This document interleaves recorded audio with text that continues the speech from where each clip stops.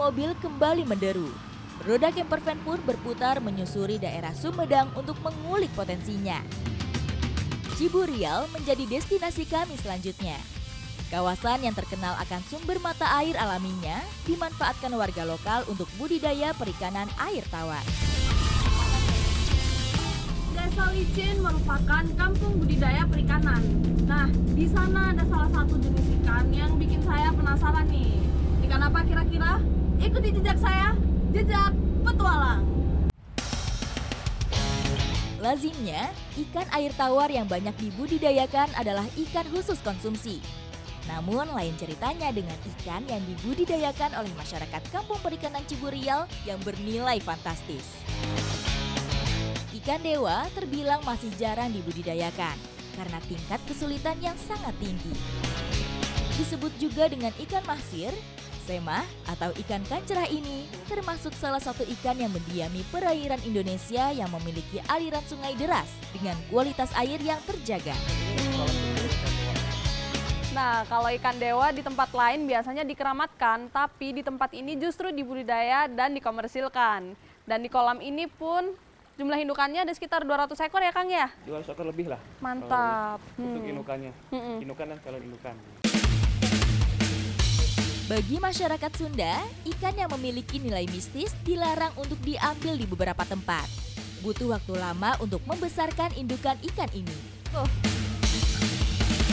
Jadi budidaya ikan dewa di tempat ini itu dipisahin berdasarkan umur. Nah, di depan saya yang usia 4-5 bulan, begitu dikasih makan cepet banget responnya, aktif. Nih, tuh langsung diserbu makanannya. Sirkulasi air alami yang terdapat di Ciburial membuat perawatan ikan dewa lebih mudah. Pemberian pakan rutin dilakukan 2 kali sehari setiap pagi dan sore. Nah, jadi ini cacing sutra, ini adalah pakan ikan dewa juga, tapi khusus untuk usia larva atau yang usianya masih 1 bulanan ya? 1 bulan. Untuk umur 1 bulan sampai 2 bulan masih dikasih cacing sutra pakan alami. Ini memang yang paling tinggi. Untuk pertumbuhan yang lebih optimal, ikan dewa dibudidayakan secara monokultur, sehingga pemisahan dari jenis ikan lainnya harus dilakukan. Tak jarang, jenis ikan air tawar lainnya seperti ikan mas, nila, dan tawes masuk ke kolam. Jadi harus dipisahkan.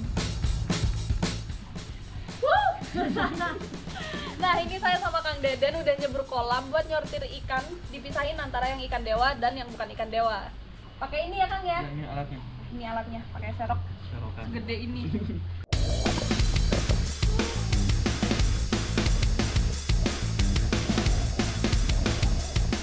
Ini ikan apa ini Kang? Ini ikan nila. Oh, ini ikan nila merah ya? Sebenarnya sih bukan sengaja ditanam, ini cuma kebetulannya ke bawah arus tumbuh di sini Oh, sampai gitu. gede.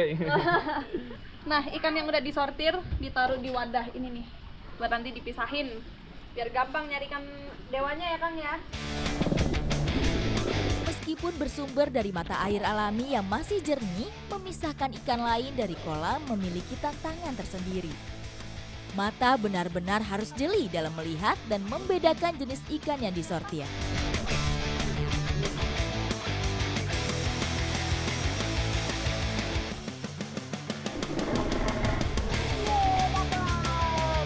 Setelah berkutat cukup lama, akhirnya kami pun dapat memisahkan ikan-ikan lain dari kolam budidaya. Nah, begitu udah dipisahin, sekarang kita mau nyortir indukan ikan dewa. Nyortirnya pakai itu tuh, jaring yang lebih gede. Digelar ya ini ya. Tahapan budidaya ikan dewa yang tidak boleh terlewat adalah proses pemijahan. Pertama-tama kami harus memisahkan ikan yang sudah siap menjadi indukan. Untuk mempermudah proses sortir, kami pun menyisir tepian kolam menggunakan jaring. Setelah terkumpul, barulah indukan siap diambil. Hampir aja dapet. Langsung lepas, karena emang selicin itu dan geraknya juga cepet banget. Sebagai penghuni arus deras yang berbadan ramping, membuat gerakan renang ikan dewa sangat gesit.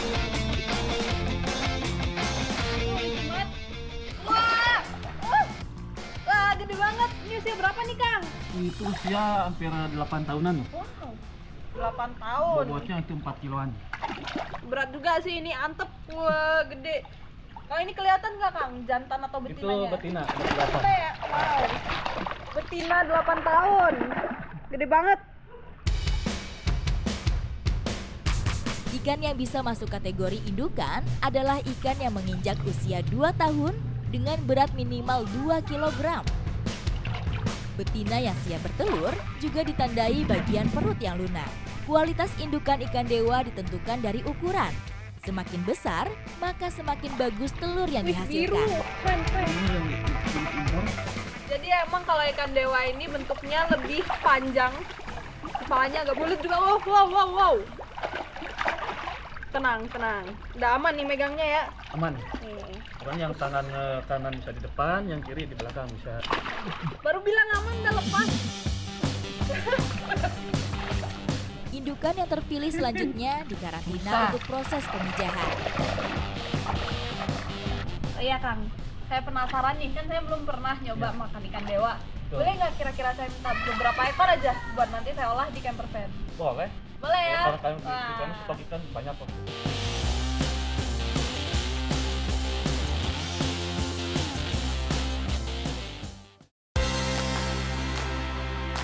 Berbekal ikan dewa yang sudah saya tangkap, kami melaju menuju lokasi camping.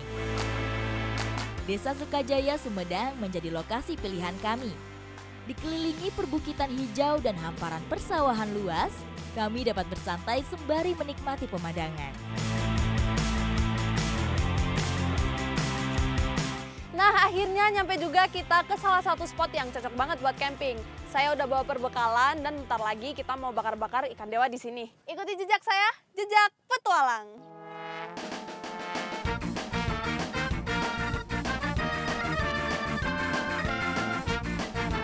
Sembari saya menyiapkan ikan, bumbu bakaran pun segera dipersiapkan.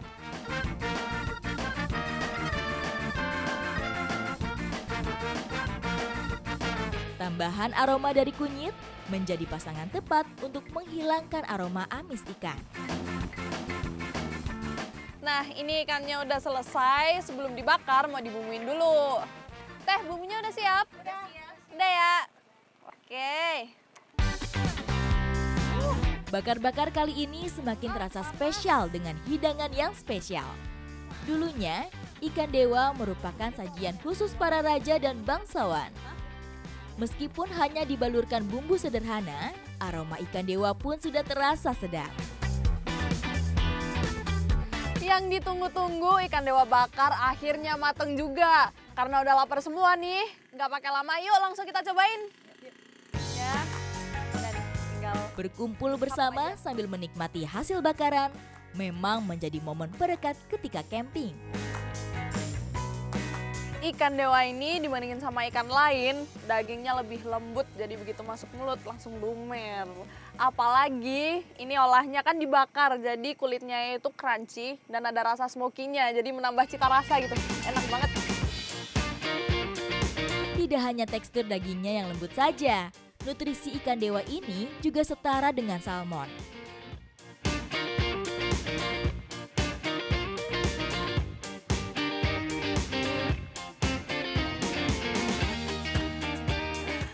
Ikan dewa bakar emang paling enak dinikmatin selagi masih panas di suasana malam. Ikuti jejak saya, jejak petualang.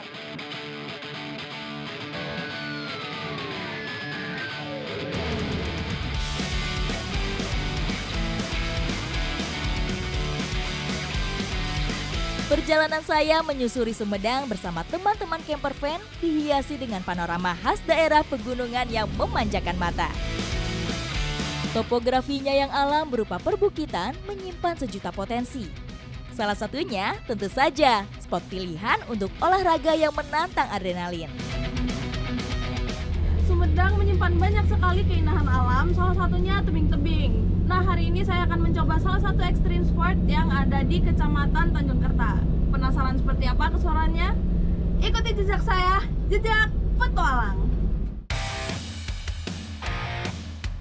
Kecamatan yang terletak di barat daya Sumedang ini memiliki spot panjat tebing yang masih belum banyak terekspos. Salah satu hidden gem yang akan saya kunjungi adalah tebing angsana.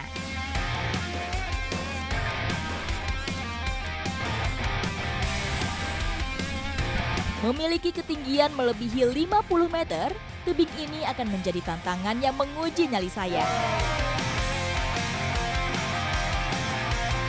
Jadi jenis batu di tebing angsana ini adalah batu andesit. Dan kalau bisa dilihat nih kemiringannya 90 derajat. Saya jadi merasa tertantang nih buat nyobain.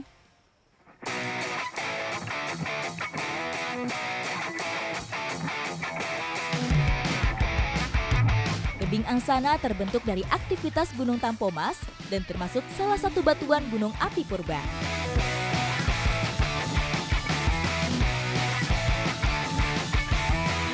Jadi berbeda sama wall climbing.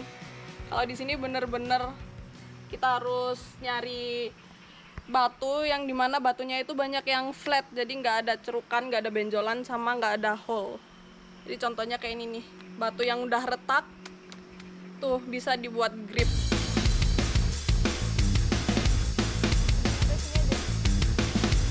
Memanjat tebing memberikan kesulitan tersendiri dibandingkan dengan papan panjat buatan.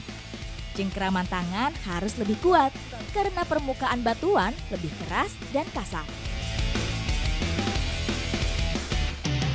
Ini naik beberapa meter pertama, buat saya ternyata masih bisa dilaluin karena dia bentukannya trap gitu. Dan kayak naik tangga gitu, cuma ada paduan pull up-nya. Jadi otot pundak harus bener-bener kuat nih.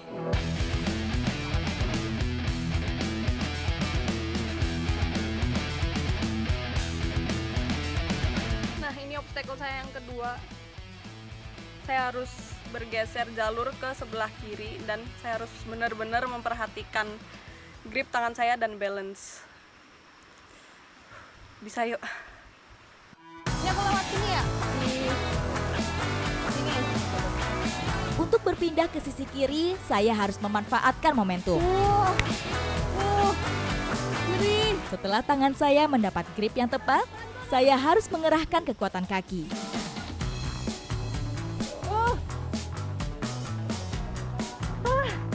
Jadi di jalur saya yang sebelah kiri ini, di sini aja udah sulit banget, apalagi yang di sebelah kanan.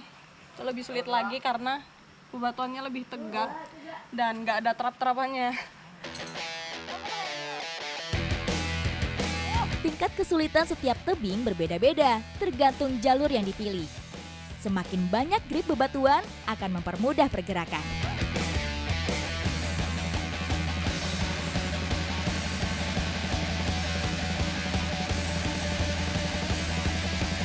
Olahraga panjat tebing sangat mengandalkan endurance atau ketahanan fisik.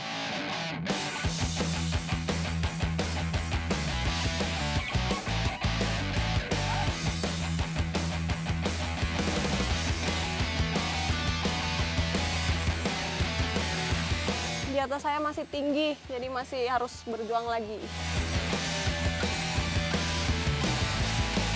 Setelah berhasil memanjat cukup tinggi, pemandangan di depan tebing menjadi lebih terbuka. Begitu udah nyampe atas, capek, pegel-pegel semua udah terbayarkan dengan pemandangan yang indah. Luar biasa banget, bisa lihat pegunungan dan persawahan yang tersusun rapi dan indah. Beristirahat sejenak dengan menggantung di sisi tebing memberikan sensasi yang berbeda.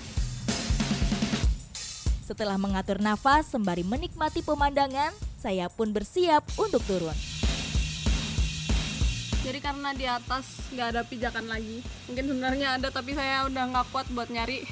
Jadi sekarang saya mau turun dengan cara rappelling pakai ini. Geri-gerinya udah terpasang juga, jadi sekarang tinggal siap-siap buat turun aja. Setelah menyelesaikan tantangan merayap di tebing angsana, selanjutnya saya akan melatih kemampuan menuruni tebing. Pada teknik rappelling, saya sendiri yang mengendalikan kecepatan saat turun. Ini turunnya tinggal setengah jalan lagi. Dan saya udah mulai ngos-ngosan. Kayaknya abis ini bakalan tepar. Tapi seru banget turunnya. Dikit lagi yuk. Olahraga rock climbing seperti ini lebih mengandalkan kekuatan lengan. Ketika rappelling, lengan saya memainkan peranan penting untuk mengatur laju badan turun di seutas tali karmantel.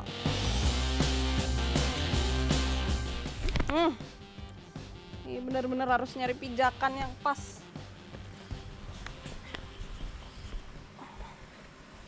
Oh, licin. Gaya dorong kaki juga menjadi kunci penurunan tebing. Semakin kuat dorongan, semakin kecil resiko badan saya membentur tebing. Ini batunya licin banget soalnya habis kena hujan. Udah beberapa kali tadi kepleset. Tinggal dikit lagi udah nyampe bawah, yuk bisa yuk. Rock climbing menjadi olahraga yang bukan hanya melatih fisik, namun juga mengasah emosi dan psikologi saya. Ternyata jika kita mau dan bertekad, kita bisa menghadapi rintangan sesulit apapun itu. Setelah saya mencoba memanjat di tebing angsana, dan di sini saya belajar untuk mengalahkan diri sendiri. Ikuti jejak saya, jejak Peto.